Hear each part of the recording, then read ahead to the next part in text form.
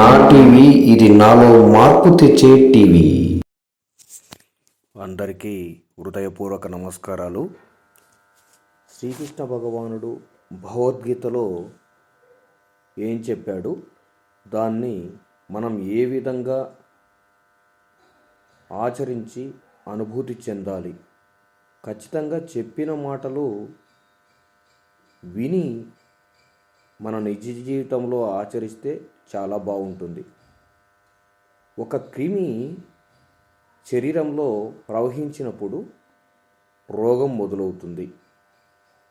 Doctor దగ్గరికి వెళితే ఆ భాగం తీసివేస్తేనే రోగం బాగవుతుందని ఆ భాగం తీసివేస్తాడు, లేదంటే ఇన్ఫెక్షన్ కారణమవుతుంది. శరీరం అంతా చాలా వరకు ఆ రోగం పాకి ఇబ్బందికి గురి చేస్తుంది. అలాగే చెడును నిర్మూలిస్తేనే మంచి వస్తుంది. చెడును నిర్మూలించాలంటే హార్ట్ఫుల్నెస్ దాంట్లో చాలా వరకు మన లోపల ఉన్న దుర్గుణాలు అన్నీ బయటికి పోవాలంటే ఒక నిర్మలీకరణ ప్రక్రియ అనేది ఉంది. అది మనం ఆచరిస్తే అనుభూతి చెందవచ్చు. అంటే ఈరోజు గడిస్తేనే రేపు వస్తుంది అని చెప్పాడు ఆయన, శ్రీకృష్ణ భగవానుడు. అంటే ఈరోజు గడవాలంటే ఈరోజు నేనేం చేస్తున్నానని గమనించాలి మన హృదయంలో. కురుక్షేత్ర యుద్ధ ప్రారంభ సమయంలో శ్రీకృష్ణ భగవానుడు అర్జునునికి ఈ విధంగా బోధిస్తాడు. కాలధర్మం ప్రకారం పుట్టిన ప్రతి జీవికి మరణం తప్పదు, మరణించిన ప్రతి జీవికి జననం తప్పదు. అనివార్యమైన ఈ విషయం గురించి శోకింపతగదు అంటాడు. అంటే ఈ విషయంలో నువ్వు శోకిస్తావు అంటే దుఃఖిస్తావు అని శాతధర్మం బోధిస్తూ కర్తవ్యపరాయణను గుర్తు చేస్తాడు.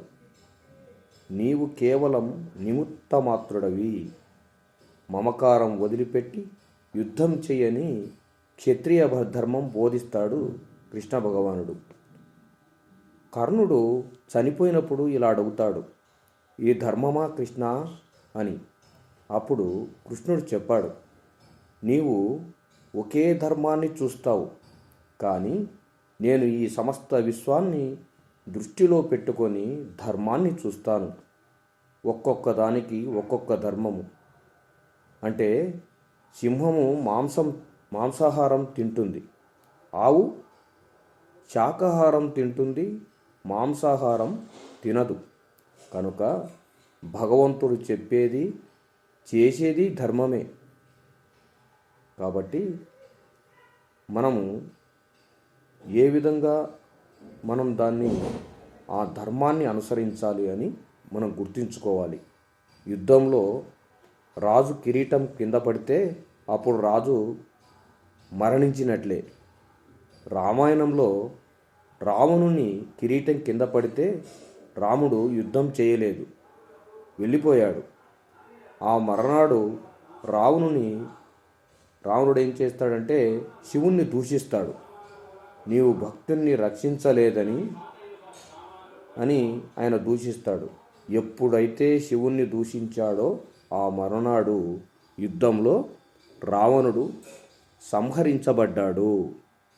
అలాగే ద్రోణాచార్యుడు, ఆయన ఒక గురువు, యుద్ధం చేయరాదు. బ్రాహ్మణుడు రెండు వైపులా న్యాయం చెప్పాలి. కత్తిపట్టి యుద్ధం చేయడం ఆ కాలంలో ధర్మ విరుద్ధం. మన ఇంట్లో దొంగలు పడ్డారు, సామానంతా మూటగట్టుకొని పారిపోతున్నారు. వారిని చూచి నువ్వు తరుముకొని వెళ్ళావు. దొంగలు ముళ్ళల్లో గోతుల మార్గంలో పోవుటకు ఎంతగానో వాళ్ళ ప్రాణాన్ని అడ్డువేసి ప్రయత్నిస్తుంటారు. మనం వాళ్ళని వెంటబడాలంటే ఏం చేస్తాము? ఒక కారో ఒక బైకో ఒక సైకిలో వేసుకొని తారుడు మీద పోతూ వారు చిక్కుతారా? వాళ్ళలాగా మనం పరిగెత్తాలి. మనం కూడా ఒడిసి పట్టుకోవాలంటే వాళ్ళలాగానే మనం వెళ్ళిపోవాలి. అదేవిధంగా దొంగను పట్టాలంటే అదే మార్గాన్ని అనుసరించాలి కదా. అందువలననే ధర్మరాజు చేత శ్రీకృష్ణుడు అశ్వత్థామ హతః అని పెద్దగా చెప్పి కుంజరహ అని చిన్నగా చెప్పమన్నాడు. అధర్మాన్ని అధర్మంతో జయించాలి. అందువలన భగవంతుడు ఏ కార్యమైనా లోక కళ్యాణానికే చేస్తాడు అని నమ్మి విశ్వాసంతో నడవాలి. చిన్నపిల్లలకు గీత చిన్న వయసులో ఎందుకు నేర్పాలో ఈ విధంగా చెప్పారు. పొట్టకూటికి అంటే కోటి విద్యలు కూటి కొరకే అంటారు కదా, ఆ విధంగానే పొట్టకూటికి ప్రపంచ విద్యలు అనేవి ఏ విధంగా అవసరమో మానసికంగా ఎదగడానికి తగిన ధైర్యం, స్థైర్యం మనిషికి అలవడాలంటే ఖచ్చితంగా దైవజ్ఞానం కావాలి. మన జ్ఞానమే కాకుండా అన్నిటికాడికి ఉన్నతమైన జ్ఞానం దైవజ్ఞానం. అది అనుభూతి చెందాలి అంటే, ఆ చిన్నపిల్లల్లో ధైర్యం కావాలంటే ఈ గీతను అలవర్చుకోవాలి. ప్రతి దేశంలోనూ యుద్ధం చేయడానికి ప్రభుత్వం సైన్యాన్ని సిద్ధంగా ఉంచుతుంది. ఎప్పుడో రాబోయే యుద్ధానికి ఇప్పటి నుండి ఎందుకంత తొందర అనుకుంటాము. ఎందుకు ఈ ఆర్మీ వాళ్ళు ఎందుకు ఈ విధంగా మనకు ఇండియా గేట్ దగ్గర కానీ పాకిస్తాన్ గేట్ దగ్గర కానీ ఎందుకు ఈ విధంగా మనం అనుకుంటుంటాం ఒకసారి చూసినప్పుడు. యుద్ధం వచ్చినప్పుడే చూసుకోవచ్చు కదా అని అనుకోరు. కారణం ఏమంటే యుద్ధం ఎప్పుడు వస్తుందో ఎవరికీ తెలియదు. అప్పటికప్పుడు సిద్ధమయ్యే లోపల శత్రువులు మన రాజ్యంలో ప్రవేశిస్తారు. అందుకనే ముందుగానే యాక్టివ్గా ఉండాలన్నమాట. అప్పుడు మనం ఏం చేయగలము? వారికి బానిసలుగా బ్రతకడం తప్ప. వాళ్ళు మన దేశంలోకి జరబడినప్పుడు వాళ్ళు ఏదైనా చేయగలుగుతారు. రాకుండడానికే మన గేట్ దగ్గర ప్రవేశ ద్వారం దగ్గర బాగా కట్టుదిట్టం చేస్తారు. అదేవిధంగా నిత్య జీవితంలో మానవుడు ఎన్నో సమస్యలు ఎదుర్కోవాలి. ఏ సమస్య ఎప్పుడు ఎలా వస్తుందో ఎవరికీ తెలియదు. దానిని ఎదుర్కొని పరిష్కరించగలిగే మానసిక ధైర్యం, శక్తి గీత ఇస్తుంది. అంటే భగవద్గీత మనకు నేర్పిస్తుంది. దీనుడైన అర్జునుడిని ధీరుని వలె భగవద్గీత మార్చివేసింది. ఆ భగవద్గీత ఎంతో శక్తిని, ధైర్యాన్ని అతని హృదయంలో నింపింది అప్పుడప్పటికి. అదేవిధంగా చిన్నతనం నుండి భగవద్గీత చదవడం, ఆచరించడం, ముఖ్యంగా ఆచరించడం ప్రారంభం చేసిన వారు ధైర్యంగా నిలిచి కామక్రోధములనే శత్రువులను తమలో ప్రవేశించనీయక తమను తాము రక్షించుకోగలుగుతారు. భగవద్గీతలో ప్రతి శ్లోకం ఒక మంత్రమే. అందుకే గీతా పారాయణ కన్నా గీత ఆచరణ ముఖ్యం. గీతా పారాయణం అందరూ చేస్తారు, చెప్తుంటారు, వింటుంటాం. కానీ అంతవరకు విన్నంతసేపు చాలా హ్యాపీగా బాగా ఉంటుంది. తర్వాత దాన్ని మనము మన నిజ జీవితంలో ఆచరణలోనికి తీసుకురావాలి. అప్పుడే భగవద్గీతలో చెప్పినది ఒకటైనా ఆచరించడం ప్రారంభిస్తే సద్గుణాలన్నీ వచ్చి మనలో చేరుతాయి. అంటే వంట చేయడానికి అగ్గిపెట్టె అంతా అవసరం లేదు. ఒక్క అగ్గిపుల్ల చాలు. ఒక్క శ్లోకం నువ్వు జీవితంలో అన్వయింపజేసుకొని ఉంటే గనక నీ జీవితం చాలా హ్యాపీగా ప్రతి ధైర్యంతోనూ ప్రతి సమస్యను ఎదుర్కోవడానికి వీలు కలుగుతుంది. అలాగే శ్రీకృష్ణ భగవానుడు బృందావనంలో అప్పుడు ఆయన అక్కడ నడయాడేవాడు. సరే, బృందావనం అని మనము ఎన్నిసార్లు చెప్పించినా బృందావనం చేరలేము. ప్రయాణం మొదలు పెడితే గమ్యం చేరగలము.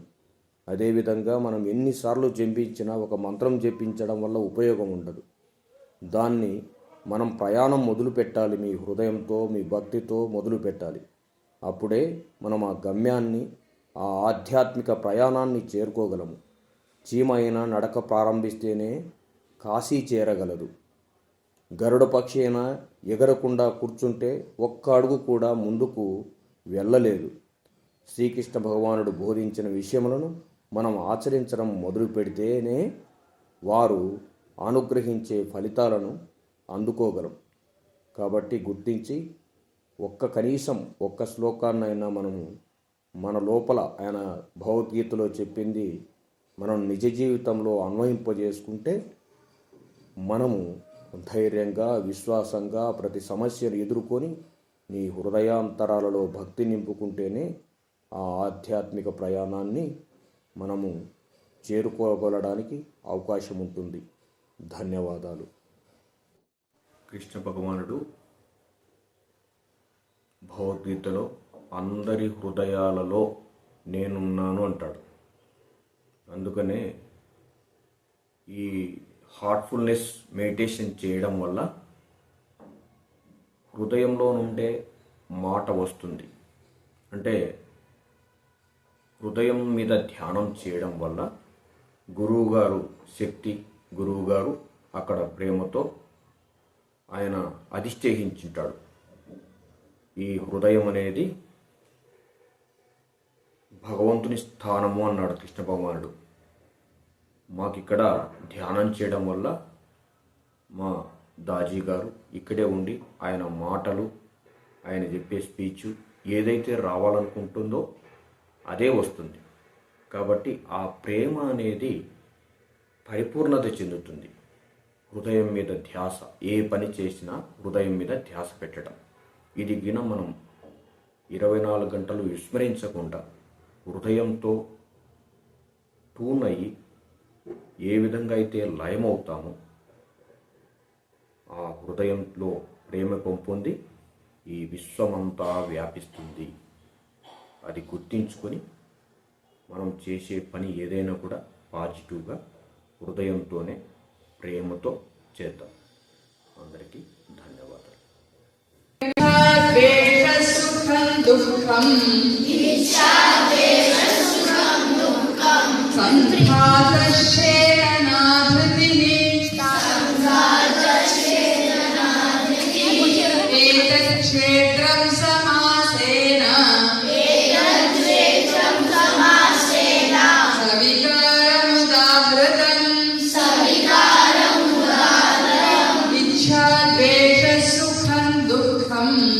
ఇచ్చా